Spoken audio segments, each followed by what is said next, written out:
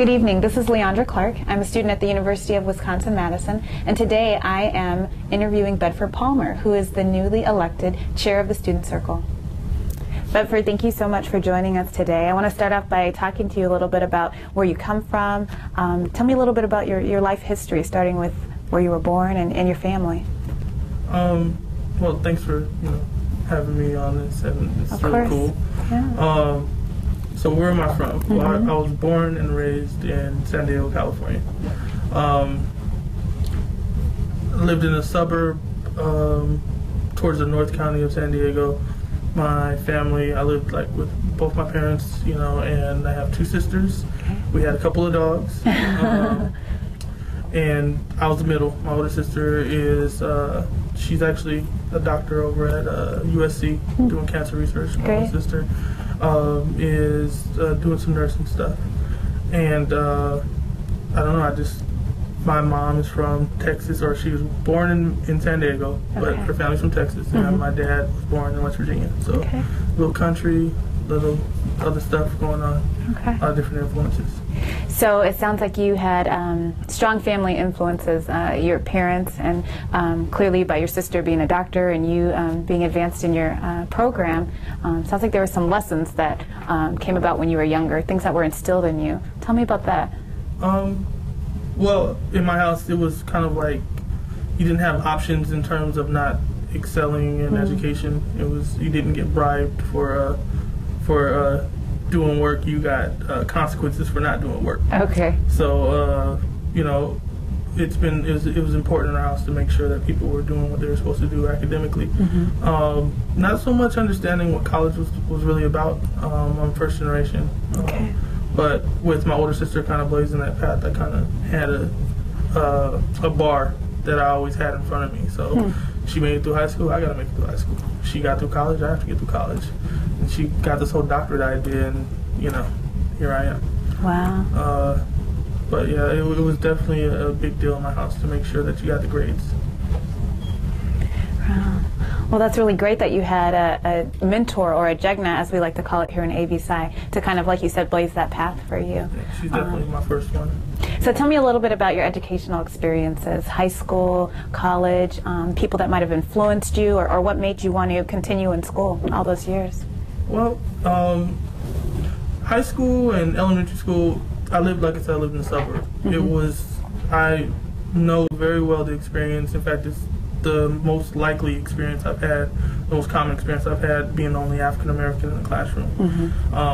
And it was never a cool thing, I've had the whole teacher tell me that I was a smart black kid, and I had to figure out that was a backhanded insult after a while, or I've seen people getting bussed in just for athletics, and people downgrading you, I was told I wasn't UC material. You weren't UC material? I wasn't UC material. That was a counselor, career counselor. He said I should go to a state school. If I went to school at all, I guess was really his thing. But then I got into UC. And a UC meaning University of California? University of California. Actually, University of California, Irvine. Oh, all right. Zach, keep it real. And, I went there, excelled, got out with a degree in anthropology. It's kind of funny. I came to psychology in a kind of roundabout way. Yeah, tell us about that. I started off with the whole idea I was going to be a bio major. I wanted to be a doctor. I was all on the... Like your older sister? Well, my older sister, she's a doctor of philosophy. Oh, okay, I see. But I wanted to do the whole Bill Cosby. I'm going to have my, Cosby Show life, All right. And like everybody else who grew up the same time as me. And so I went pre-med and realized I didn't like chemistry, and it liked me much less than I liked it. And I ended up deciding that it wasn't probably the best road for me. Then I moved over I was actually taking ecology courses at the same time. And it was an easy transition to move from a biology to an ecology base. And so I did a social ecology BA for a while. I was working with that as a major. I was taking anthropology courses just because I liked culture stuff, and it was kind of this side thing I was doing. Okay. At the same time, I was doing mentorship stuff with the university, like through TRIO programs. Great. And as I matriculated through the university, I spent a lot of time doing both things, doing anthropology and doing the EAD stuff that I was doing.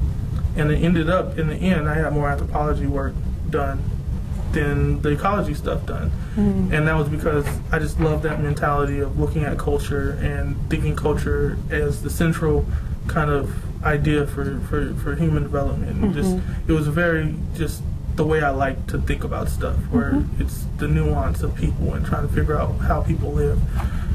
So I graduated with that degree in anthropology, which was like this real out of, like, I didn't ever plan to have that degree. And I looked around and I was like, what am I doing with this? And with my experience, my work experience on campus, doing all the mentorship stuff, I was an advisor, I did a lot of African Student Union work. The community had become a very central space for me. I knew I needed to do something that was active. And for me at the time, I didn't see anthropology as the most active internal community device I could use. And so, thinking over things, I kind of came to the conclusion that a way I could look at culture and human behavior and still be able to interact well with the community and do things that are helpful and try to, you know, have a voice that's going to be something not describing other people but describing myself, was to go into psychology. And tell me about that transition from anthropology and ecology to psychology. What was that like for you as a student? Well, it's funny because it was kind of an improv. Let me. How can I put this? It was an improbable process. My older sister went to UC Irvine before I did, and she had made contacts with Dr. Thomas Parham and Dr. Joseph White, and she knew them really well. When I was there, I knew Dr. Parham. Dr. White had kind of already pulled out and had been retired for a while, but I knew Dr. Parham through ASU and through doing that area of my identity, but I didn't know him as an academic mentor. And I was talking to my older sister about how to, how can I do this change? How can I do these things? And she immediately was like, you need to go talk to Dr. Parham, you need to go talk to Dr. White. And I was like, okay, I'll go talk to them and see, I had no idea. When I walk into the office, I see Dr. Parham and I say, of course he asks how I'm doing and we have our conversation and he asked me, what am I trying to do here? And I was like, well, I think I want to go into psychology. And he kind of gave me a look like, are you serious? That he was trying to size me up to see, where I was. And when I kind of was like, no, I really want to do this. Can you show me how? He pulled out one sheet of paper and literally mapped out the next 4 years of my life. Wow, that's amazing. Yeah, I was, he told me how to, from step one of taking a year off and getting some more study time for GRE to starting a master's program and possibly going to the PhD program through the master's program, and kind of in tandem at the same time. And I honestly don't remember which meeting happened first.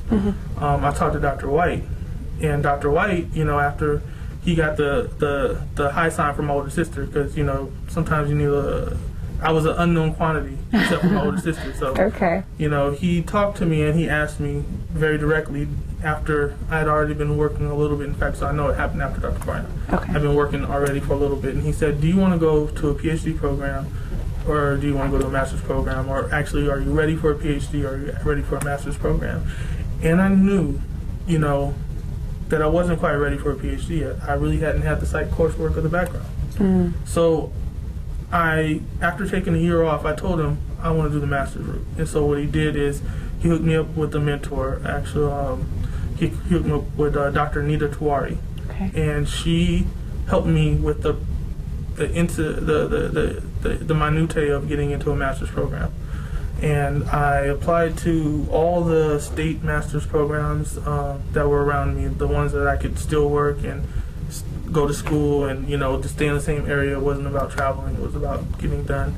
And I ended up getting conditionally classified as a graduate student in psychology at the California State University, Long Beach. Okay. I went through a year of the conditionally classified status and took all the upper division stuff. And by the end of that year, I was able to get the recommendations I needed and the grades I needed to get into the master's program. So that started that road, and it was there that I came under the generalship of Dr. Michael Connor. And so it was kind of like you get handed off to the people who specialize in the specific thing you need at that moment. And so Dr. Connor was my advisor, and he kind of like helped to put me on the right course for becoming a professional psychologist. So went through there, did the 4 years. I had some real bumps in Long Beach. There's a lot of people out there, a lot of folks who will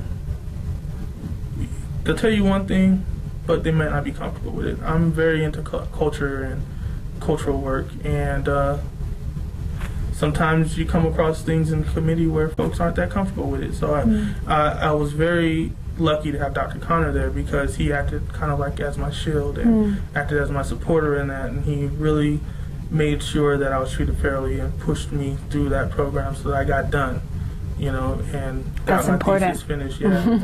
And he was all the way there helping me. He wrote my letters for getting into the PhD programs. Dr. White, I remember the transition to going to the PhD was like this whole way more involved process, because I mean I just wrote some real basic applications to get into the master's programs. It's like write your letter, you get your GRE score, send it in, you don't have an interview, you know, it's just you either get in or you don't.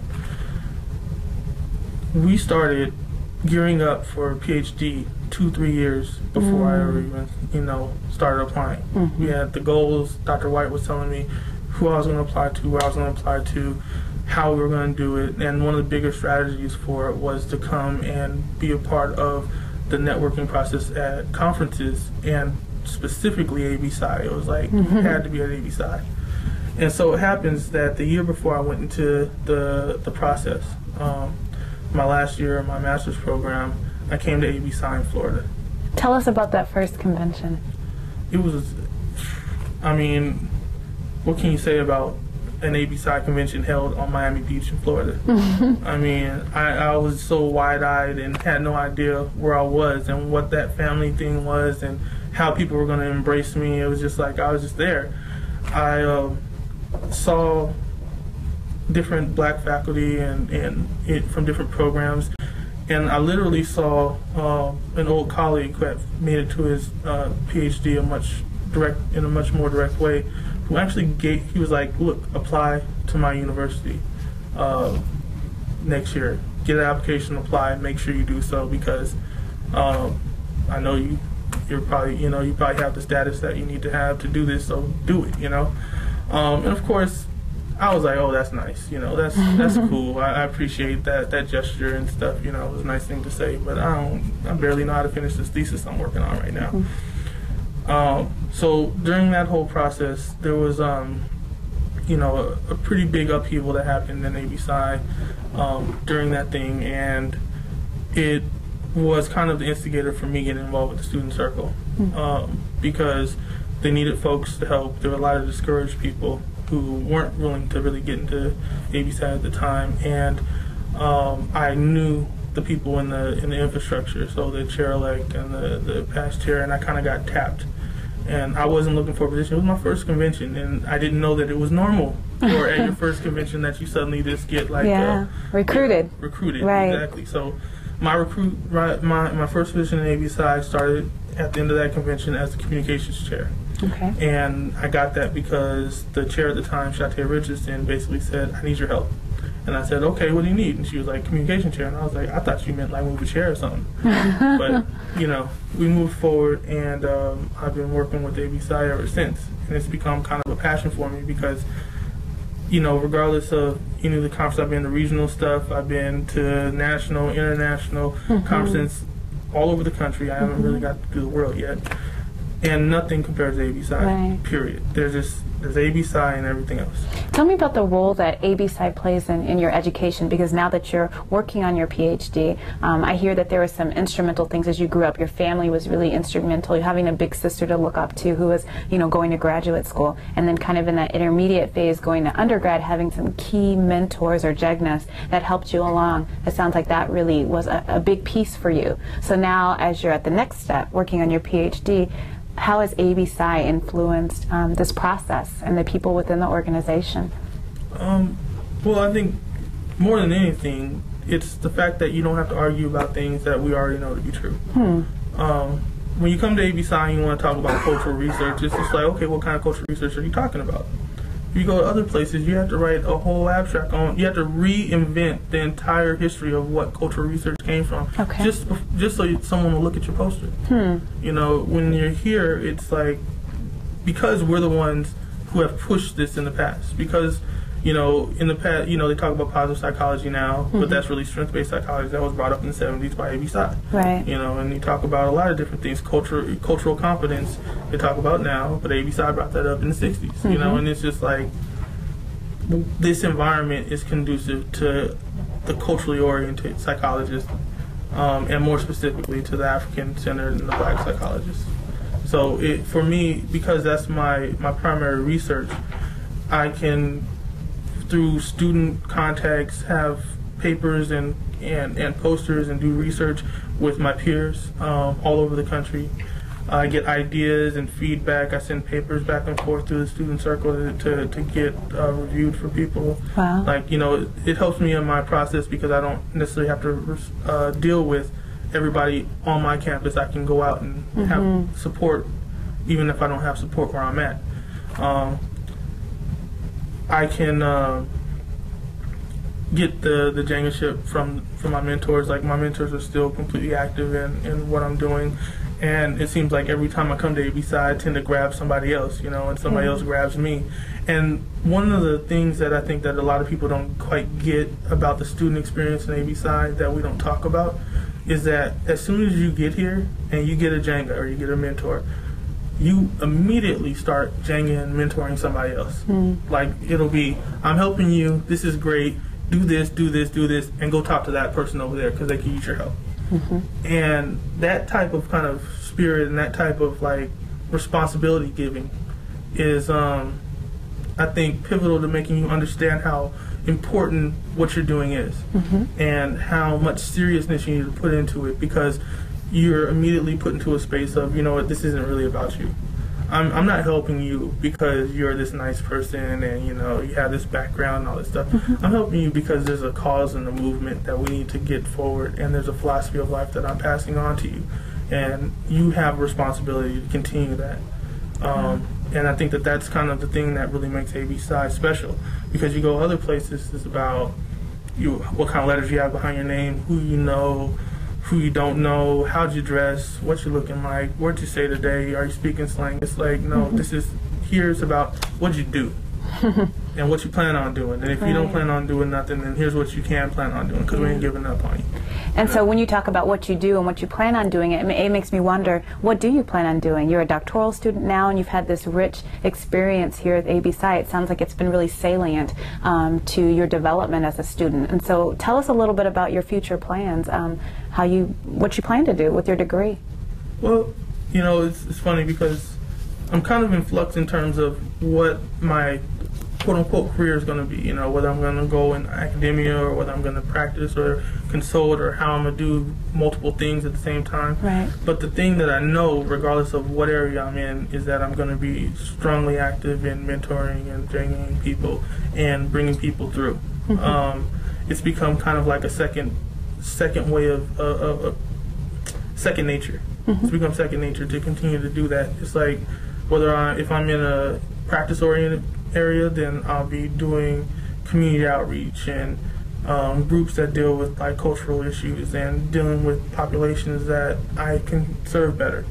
And if I'm working in academia, then I'm going to be bringing students through and helping to be that person who can be the advisor for that student organization, or the person who does continue the freedom train and realize there is never a caboose, Yeah. And it doesn't really matter kind of what's bringing the paycheck in the end. I think it's what are you getting energy from, and what are you doing, and why does it really matter? And regardless, I know that my research and my focus is going to be on the African, the Black community, and the point of me getting this degree is to be of service. Wow.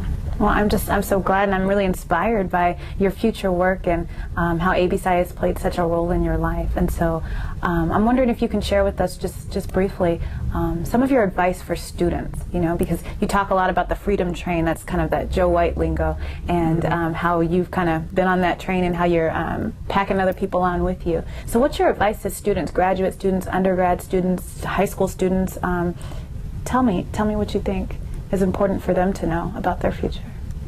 I think one of the biggest things is just understanding that it's their making, and people say it all the time, it's your future is what you make it.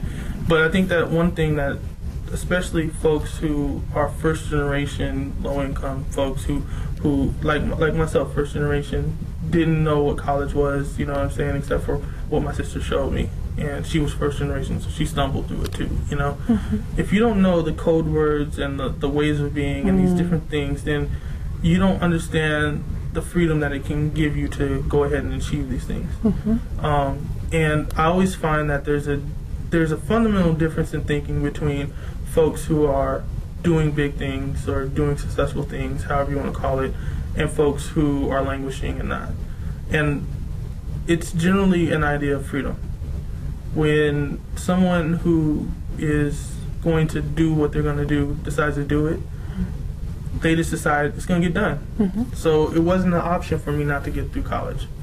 It's not an option not to get through the master's program. It's not an option not to get to the PhD program. It's like a matter of when, how, where, what, why, but not should I, would I, could I. It's no, I made the decision, it's going to get done. My reality is completely defined by the factors that I can control and by understanding those factors that I can't and being able to navigate around them. I think that people need to, like if I was going to look at students and say, what do you need to do? You need to go and find somebody who knows the rules. And they'll teach you and protect you and pull you through and make sure that you go do that for somebody else. Because that's the only way you're going to get through. That's the way that other folks get through. They don't say that. They don't talk about that, every single person who's not of color who gets through school has mentorship and has guidance and has support and has all these things. The honors program people get more academic support than the people who are on academic probation. And these are the smart people. And so you have smart people getting all the tutoring, and you got the people who are having a hard time, they don't get anything. But then you give them tutoring and someone says you're handing it out to them. The fact is that you can't do this by yourself. The whole system is built as an apprenticeship model. And if you're not going to be someone's apprentice, then you're not going to be it. And that's just the fact. Wow, that's really powerful, Bedford. So as we close, I just wonder if you have any words of wisdom to other students.